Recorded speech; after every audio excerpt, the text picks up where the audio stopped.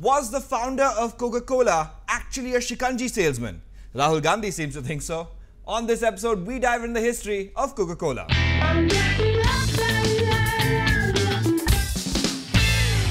Welcome to Fact or Fiction. I'm Suyash, Barve, and with me as always is Jency Jacob from Boom. Hi Jency. Hi Suyash. Alright, so on this episode, we're talking about Rahul Gandhi.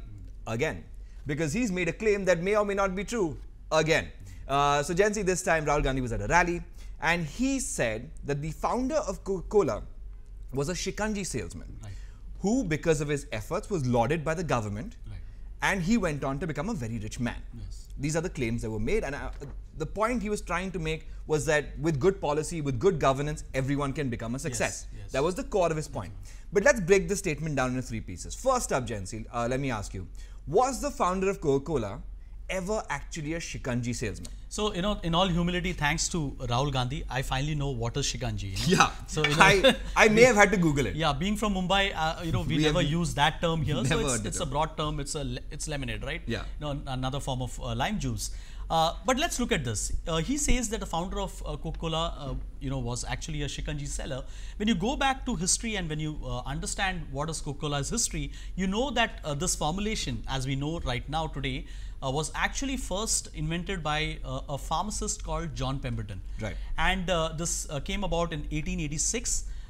He was actually trying to make some medicinal stuff, yeah, and also add a bit of alcohol in it, and he was trying to come up with some very interesting formulations. The original claim of Coca-Cola was in 1886 was that it relieved headaches and stress, yes, and you're right, many other you're things. Right. Yeah. It was a nerve stimulant. Yeah, so it's a pharmaceutical product. Yeah, it was a pharmaceutical product, and so at that point of time, Atlanta, Georgia, they came up with.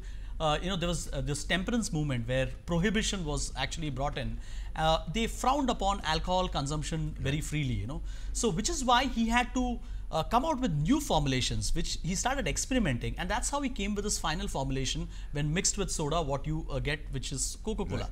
So, nothing to do with the fact that he was ever a lemonade seller, or he even attempted to actually make anything called as lemonade.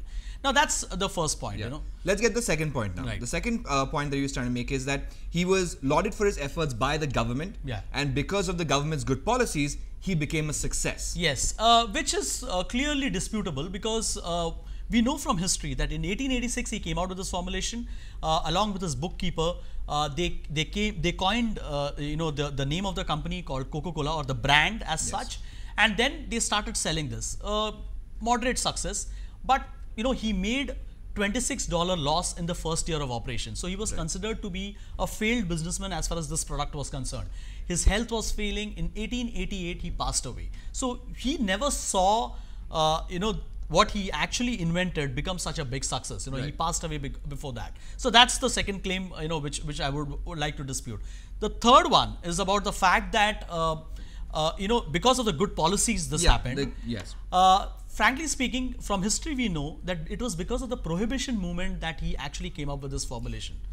No. So technically speaking, it was a government policy, but it had no intention of helping businesses. Yes, and in a way, that's why he came out with this.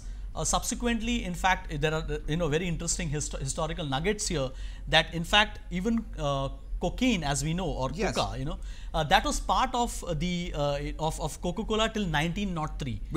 At which point cocaine was legal for consumption in the US, so it wasn't an illegal product he was adding. Right. And it's only post 1903 that actually Coca-Cola decided to come completely devoid of any alcohol, any cocaine material, and they came out with a pure soda, lemonade material. The sugar, caffeine that we know today. So that's the history to this. Now, when we wrote this story, many people called us out on Twitter and said that, why are you being, so literal about it? He virtually meant that lemonade can be any soda product. But, you need to know the history behind this. Otherwise, you would want to believe that he was actually a shikanji seller who made it big because of America's pro-entrepreneurial policies. It's a great story, but unfortunately, it is false. Thank you so much for joining us. You can find this story and many more on boomlife.in. We'll see you next time. Bye-bye.